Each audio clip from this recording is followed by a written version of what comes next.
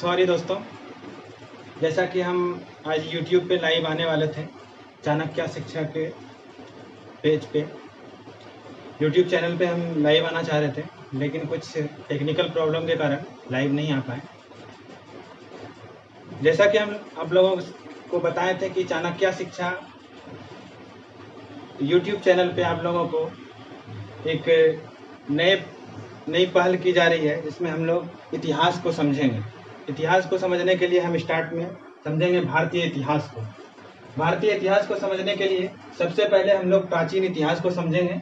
प्राचीन इतिहास में हम लोग पाषाण काल को समझेंगे। पाषाण काल को समझने के बाद हम लोग सिंधु घाटी सभ्यता को समझेंगे। सिंधु घाटी सभ्यता को समझने के बाद हम लोग वैदिक सभ्यता को समझेंगे। वैदिक सभ्यता को समझने के बाद हम लोग महाजनपद को समझेंगे। महाजनपद जो कि 600 BC के लगभग में हुई थी। उसके बाद हम लोग धार्मिक आंदोलन को समझेंगे। धार्मिक आंदोलन में हम लोग जैन धर्म, बौद्ध धर्म को समझेंगे। उसके बाद हम लोग मौर्य काल को समझेंगे। मौर्य काल में हम लोग चंद्रगुप्त मौर्य और अशोक को समझने का प्रयास करेंगे। उसके बाद हम लोग मौर्य उत्तर काल को समझेंगे। मौर्य उत्तर काल में हम लोग कुषाण को समझेंगे। फिर उसके बाद मौर्य उत्तर काल के समझने के बाद हम लोग गुप्त काल में पहुंचेंगे। गुप्त काल में हम लोग समुद्रगुप्त को समझेंगे, स्कंदगुप्त को समझेंगे, चंद्रगुप्त द्वितीय को समझेंगे। ये सब को समझ करके फिर आगे बढ़ेंगे गुप्त उत्तर काल में, जिसमें कि हम लोग हर्षवर्धन को समझेंगे।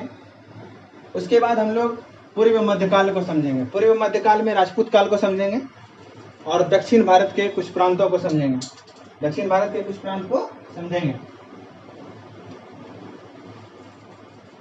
उसके बाद हम लोग इतना अगर समझ लेते हैं तो मोटा मोटी हम लोग का प्राचीन भारत कवर हो जाएगा। फिर हम लोग आगे मध्यकालीन भारत को समझेंगे। मध्यकालीन भारत में हम लोग सल्तनत काल को समझेंगे, फिर मुगल काल को समझेंगे। सल्तनत काल में हम लोग गुलाम वंश, जिसको दास वंश कहते हैं हम लोग। उसके बाद हम लोग सैयद वंश, उसके बाद तुगलक वंश और खिज्र वंश और लोधी वंश को समझने का प्रयास करेंगे। आगे फिर हम लोग मुगल काल को समझेंगे। इसी मुगल काल के दरमियान हम लोग शेरशाह सूरी को भी समझने का प्रयास करेंगे। जिस समय मुगल काल भारत में शासन कर रहा था, तो उसी समय दक्षिण प्रांत में विजयनगर साम्राज्य और बहमनी साम्राज्य शासन कर रहे थे। तो हम दोनों विजयनगर साम्राज्य को और बहमनी साम्राज्य को भी समझने का प्रयास करेंगे। फिर हम लोग मराठा साम्राज्य को समझने का प्रयास करेंगे, जिसमें कि हम लोग शिवाजी को समझेंगे, पेशवा बाजीराव सबको समझेंगे। ये मराठा शासन में समझेंगे। फिर हम लोग धार्मिक इतिहास में आएंगे। जो मध्यकालीन भारत के धार्मिक इतिहास में हम लोग कबीर को समझेंगे, तुलसीदास को समझेंगे, मीरा को समझेंगे, चैतन्य प्रभु को समझेंगे। इन सब को समझ करके आगे बढ़ेंगे। फिर उसके बाद मुगलों के पतन की तरफ जाएंगे कि मध्यकालीन इतिहास में जो मुगल का उदय हुआ और मुगल का जो पतन हो रहा था, किस तरह से मुगलों का पतन हुआ, उसको समझने का प्रयास करेंगे। उसके बाद हम लोग आधुनिक भारत में आएंगे। आधुनिक भारत में सबसे पहले देखेंगे विदेशियों का जो आगमन हुआ, तो सबसे पहले कैसे हुआ, क्या क्या करते हुए आए, कौन सा प्लासी का युद्ध, बक्सर का युद्ध, कैसे आगमन हुआ, इसको समझने का प्रयास करेंगे। फिर अंग्रेज जो यहाँ पे आए तो साम्राज्य का स्थापना कैसे किया, उसको समझने का प्रयास करेंगे। फिर वो शोषण कैसे हम लोग के ऊपर करते गया, तो उसी को जोड़ करके हम लोग आर्थिक शोषण को पढ़ेंगे। आर्थिक शोषण में हम लोग अंग्रेज जो रैयतवाड़ी, मालवाड़ी, ये सब व्यवस्था जो लाया है, उसको समझेंगे आर्थिक शोषण में। उसके बाद हम लोग सामाजिक शोषण को, सामाजिक धार्मिक आंदोलन को पढ़ेंगे, जिसमें कि हम लोग राजा राम मोहन राय को पढ़ेंगे, स्वामी विवेकानंद जी को पढ़ेंगे। इन सबको हम लोग सामाजिक धार्मिक आंदोलन में समझेंगे। उसके बाद हम लोग 1857 की क्रांति को समझने का प्रयास करेंगे। 1857 की क्रांति कहाँ से शुरू हुई, क्या क्या कारण था, क्या क्या कुरीतियां था, वो हम लोग समझेंगे 1857 की क्रांति में। उसके बाद स्वतंत्रता के संघर्ष को समझेंगे।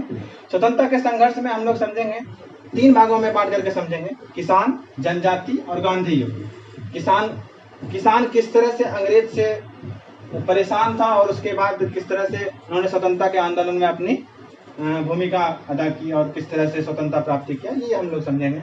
जनजातियों के साथ जो बिरसा मुंडा, हिंदू कानून, ये सब को किस तरह से स्वतंत्रता आंदोलन में अपनी संघर्ष करनी पड़ी है, इस चीज को समझेंगे। उसके बाद गांधी युग में जाएंगे। गांधी जी कैसे दक्षिण अफ्रीका से आते हैं और यहाँ से चंपारण आंदोलन से अपना स्वतंत्रता आंदोलन संघर्ष शुरू करते हैं और कैसे भारत छोड़ो आंदोलन तक ले जाते हैं, इस चीज़ को समझेंगे। उसके बाद हम आधुनिक भारत में फिर समझेंगे गवर्नर जनरल, वायसराय, इन सबको समझेंगे। ये मोटा मोटी हम लोग अगर आधुनिक भारत में इतनी समझ विकसित कर लेंगे तो कहीं भी एक भी प्रश्न बाहर नहीं जाने वाला है। हम लोगों को अच्छी तरह से समझ विकसित करेंगे। उसके बाद स्वतंत्रता के बाद को हम समझेंगे कि भारत का विभाजन कैसे हुआ, भारत का विभाजन के बाद क्या क्या घटनाएं घटी, उसको समझेंगे। फिर 370 का गठन कैसे हुआ, इस चीज़ को समझेंगे। फिर आर्थिक व्यवस्था जो अंग्रेज पूरी तरह से मिट्टी पलीत कर दिए थे, उसको कैसे बढ़ाने का कार्य किया गया, उसको समझेंगे, आर्थिक व्यवस्था को। फिर योजना आयोग को समझेंगे। इन सब को हम लोग अच्छे तरीके से समझेंगे। देखिए, सबसे बड़ी बात है कि क्रमबद्ध तरीके से इतिहास को कैसे समझें, ये एक मोटा मोटी हम आपको दिखा रहे हैं खाका। इसको हम लोग एक एक टॉपिक वाइज पढ़ करके आगे बढ़ेंगे और इतना पढ़ लेने के बाद हमारी समझ में इतनी इतिहास आ जाएगी कि हम लोग इतिहास को लेकर के फिर कभी दिक्कत नहीं हो। एक एक टॉपिक को, एक एक चैप्टर को अच्छे तरीके से समझेंगे और जब तक इतिहास को क्रमबद्ध तरीके से नहीं समझेंगे तो इतिहास का ज्ञान काफ़ी ज़्यादा मुश्किल है। इसलिए एक एक टॉपिक से आगे बढ़ते हुए हम आप लोगों को चाणक्य शिक्षा के प्लेटफॉर्म पे सारे वीडियो को एक एक करके लाइव आकर के आप लोगों को बताएंगे और धीरे धीरे आपको पूरे इतिहास से हम रूबरू करवा देंगे। देखिए दोस्तों, आज हमारा ये प्रथम वीडियो था और छोटी छोटी बातों को लेकर के अभी शुरुआत कर रहे हैं और आप लोगों के समक्ष जल्द ही अच्छे से हम लोग डिजिटल मोड में भी आकर के अच्छी तरह से पेशकश करेंगे और आप लोगों को पूर्ण रूप से शिक्षा देने का प्रयास करेंगे। धन्यवाद।